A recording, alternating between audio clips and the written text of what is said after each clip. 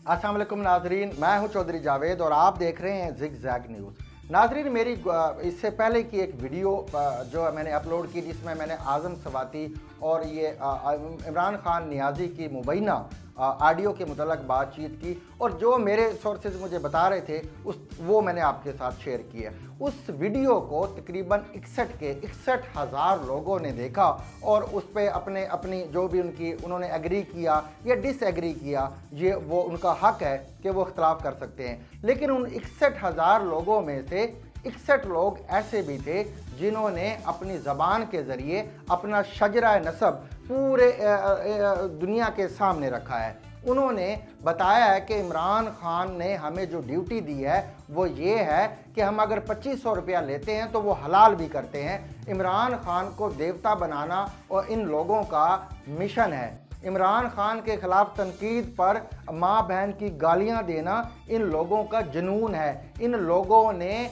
छठी जमात के बाद मुताला पाकिस्तान भी नहीं पढ़ा है। इनको ये भी नहीं पता है कि इमरान से पहले कौन वज़ीर आज़म था। इनको ये भी नहीं पता है कि पाकिस्तान के जो वजूद में आया है वो कैसे वजूद में आया है। इनको बिल्कुल इल्म नहीं है कि कायदे आज़म सदर थे या वज़ीर आज़म थे। इनको ये भी नहीं पता कि मक्का और मदीना दो शहर हैं या एक ही शहर का नाम है। इनको बिल्कुल इल्म नहीं है। लेकिन एक इल्म इनको ज़रूर है कि इनको 2,000-2,500 रुपये दिहाड़ी दी जाती है और इनको कहा जाता है कि आप इमरान खान को अवतार, इमरान खान को देवता साबित करने की कोशिश करें। दुनिया का कोई अच्छा कौल, दुनिया की कोई अच्छी बात आप वो इमरान खान से मंसूब करें, उसके सर पे टोपी पहना दे, जिना कैप पहना के उसको लोगों को बताएं कि देखें शाहरुख खान अपने घर के बाहर खड़ा है, उसकी जो है वो रिमूव करके जो है एडिट करके वहाँ इमरान खान को लगा के दुनिया। अब देखें, मुझे दुनिया में सारे लोग तो चीज़ों का वज़न नहीं करते और पाकिस्तान जहाँ पे नया नया हमारे हाथ में ये डिजिटल प्लेटफार्म है और आते ही ये 9 सरबाजों के हत्थे चढ़ गया, जिसमें जनरल फैज़ हमीद साहब भी थे, जिसमें हमारे जो है खान साहब भी थे। इन्होंने इस मीडियम को इस बुरी तरह इस्तेमाल किया, इसको ऐसे लोगों को उल्लू और बेवकूफ़ बनाया है कि उनकी ऐसी जहन साजी कर दी है।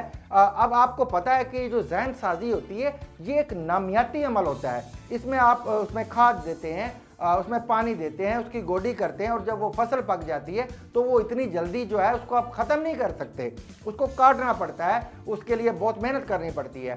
अब जो ये इमरान खान और ये जो जनरल फैज़ का ये जो प्रोजेक्ट इमरानी प्रोजेक्ट था, इसमें इन लोगों को इतना बेवकूफ़ बनाया गया है, इनको बताया गया है कि बाकी इमरान खान के अलावा बाकी सारे चोर हैं, बाकी सारे गद्दार हैं। ओ भाई, आप दुनिया को क्या पैगाम दे रहे हो? आप ये बता रहे हो कि हमने 3 दफ़ा एक गद्दार को इस मुल्क का वज़ीर आज़म बनाए रखा, बाकियों को हमने वज़ीर आला बनाए रखा। हम कहते हैं, ये कहता है कि हमारी फ़ौज का जो सरबराह है वो भी जो है मीर जाफ़र है, वो भी मीर सादिक है। मतलब फ़ौज से लेकर तमाम इदारों के सरबराह तक जो भी हैं वो सारे दुश्मन मुल्कों के एजेंट हैं। तो इस पे तो मेरे ख्याल से हमारे दुश्मन मुल्कों को खुश होना चाहिए। और खान साहब जो ये फरमाते हैं कि मैंने 22 साल और मैंने 26 साल काम किया, मैंने ये किया, ओ भाई 2000 आपकी किस्मत 96 या 97 में तो आपने ये पार्टी बनाई है और पार्टी बनने के बाद ही आपको एक मौका मिल गया कि परवेज़ मुशर्रफ ने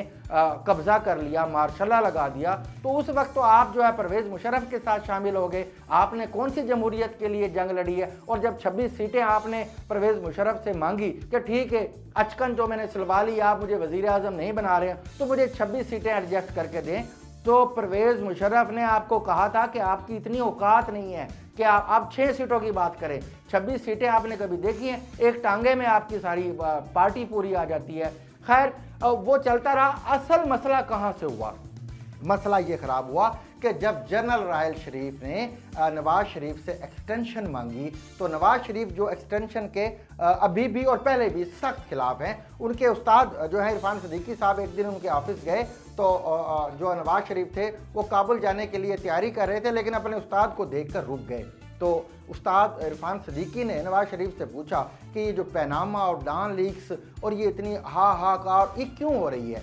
तो नवाज़ शरीफ ने कहा कि आप मुझे अपना फ़ोन दें।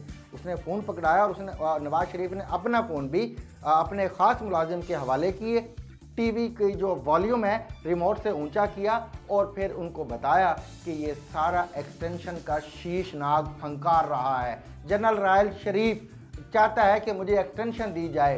ये क्या हुआ कि बाकी सारे जर्नलों को वो काबिल नहीं है, उन्होंने मेहनत नहीं की है, उन्होंने इतना अरसा फौज को सर्व नहीं किया है कि जो आता है वो 8-8 10 साल बैठ जाता है कि जी आप मुझे तोसी देते रहें। मैं तोसी नहीं दूंगा ओवर माई बॉडी, चाहे मेरी जान चली जाए। हाँ, मैं ये ज़रूर कर सकता हूँ कि अपनी जगह किसी और को मैं वज़ीर आज़म बना दूँ, लेकिन इससे भी ये मामला हल नहीं होगा, क्योंकि सोचने वालों ने सोच लिया है कि अब नहीं तो कभी नहीं। खैर, वो जनरल राहल शरीफ के दौर में किया गया फैसला ये हुब्बे इमरान नहीं था, ये बुग़्ज़े नवाज शरीफ था।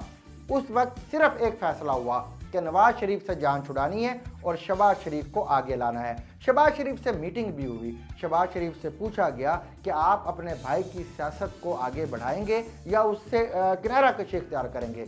शहबाज शरीफ के इनकार के बाद फिर जब इस्टेब्लिशमेंट के पास कोई और पत्ता ही नहीं था तो उनको इक़्तिदार के पीछे बावला होके फिरने वाला इमरान खान नज़र आ गया, तो उन्होंने इसी पे सरमायाकारी की, इस पे पैसा लगाया, इसको अपने सियासतदान दिए, इलेक्टेबल दिए, इसके इलेक्शन को जो है भरपूर तरीके से मैनेज किया, प्री पोल रिगिंग की, वो भी काम ना आई तो RTS को बिठा दिया, तब भी काम ना बन सका तो तमाम इत्तेहादी जो छोटे मोटे जमाते थे उनको इत्तेहादी बना के इमरान खान की तरफ हाँक दिया।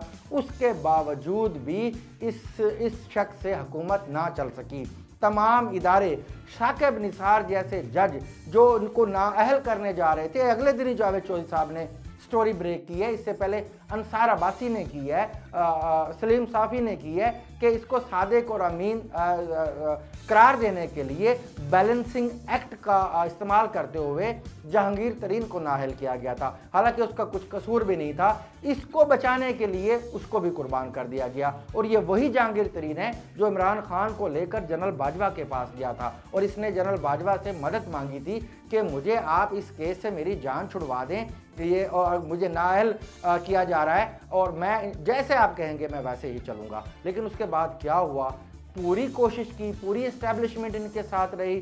जनरल बाजवा जो है पूरी दुनिया में से कोई 8, 10, 12 अरब डॉलर मांग के लेके आए, दूसरी दुनिया से उन्होंने इनके ताल्लुकात जो ख़राब करते वो ठीक करके आते और जो ही अदम एतमाद का जो बिगल बजा और जब उन्होंने बैसाखियाँ जो हैं अपनी हटाई तो खान साहब अब हर सुबह शाम बाजवा करते हैं। बाजवा जिस दिन बाजवा साहब ने 5% भी सच बोल दिया, जिस दिन शहबाज शरीफ ने 10% सच बोल दिया, या जिस दिन बिलावल भुट्टो या आसिफ अली जरदारी ने सच बोल दिया, तो मेरे ख्याल से आप जिस्मानी लंगड़े तो पहले ही हैं, आप अखलाकी और सियासी लंगड़े भी हो जाएंगे।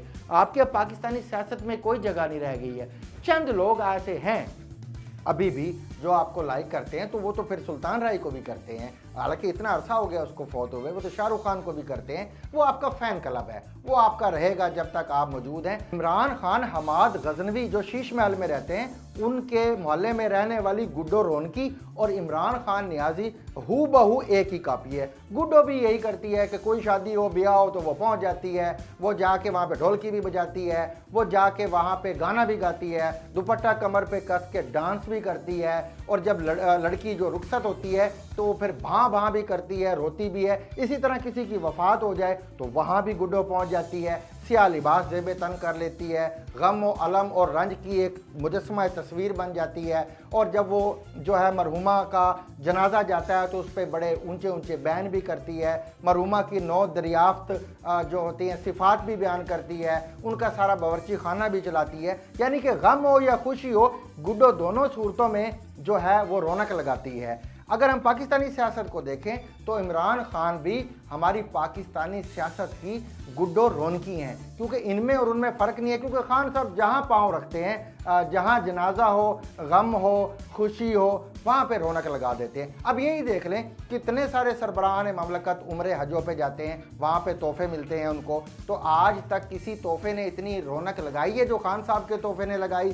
खान साहब ने 3 शादियाँ की, तीनों छुपाई। पहली शादी उन्होंने जिससे की और ये उस वक्त की जब वो 90 की दहाई में रोज़नामा जंग में ब्राउन साहब के नाम से कॉलम लिखा करते थे और लोगों को अंग्रेज़ों की गुलामी से आज़ाद होने के तरीके समझाया करते थे। आखिरी वक्त तक नहीं माने कि मैंने जमाइमा गोल्ड से शादी कर ली। चले अकद कर लिया, कोई बात नहीं। फिर आप कंटेनर लेके नया पाकिस्तान बनाने चले तो आपने कंटेनर में नया घर ही आबाद कर लिया। और तीसरी शादी में तो आपने कमाल ही कर दिया कि पहले वो जो है तलाक, फिर दौरान इद्दत ही जो है खुफिया निकाह। रंग ही रंग है खान साहब, रौनक ही रौनक है। खान साहब तो जनाजों में भी जाते हैं तो रौनक लगा देते हैं। रियाम खान अपनी किताब में लिखती हैं कि हम एक खलीजी मुल्क में इमरान खान के दोस्त के घर पे रिहाइश पजीर थे, तो रात को अचानक उनका जो दोस्त था वो इंतकाल कर गया। तो खान साहब ने उसके बैड सेंस ऑफ टाइमिंग को बड़ी गालियां दी, अपना बैग सामान उठाया और इनको कहा चलें, और एक बगली दरवाजे से निकल गए। क्या जनाजा, क्या दुआ, क्या ताज़ियत, रौनक ही रौनक, रंग ही रंग है खान साहब के। खान साहब तो अब हमें जो अमर बिल मारूफ और नहीं अनल मुनकर के भाषण देते हैं, तो खान साहब अब मुझे एक बात बताएं, 31 वज़ीर आज़म अब तक गुजरे हैं जिन्होंने हलफ उठाया है। किसी वज़ीर आज़म की तकरीब हलफ बरदारी आपको याद है? नहीं याद होगी। जो रौनक खान साहब ने अपनी तकरीब हलफ बरदारी में एक लफ्ज़ ये नहीं किया कि खान साहब को उल्टे पांव चलते हुए दहकते कोलों पे या कलाबाजियाँ उन्होंने खाई तो वो यादगार, एक लफ्ज़ खातिमुन नबीयीन उनसे अदा नहीं हो सका, और वो हमें अमर बिल मारूफ और नहीं अनल मुनकर का दर्स देते हैं। For more informative videos with Chaudhry Javed, subscribe to our YouTube channel, Zigzag News. We make it special.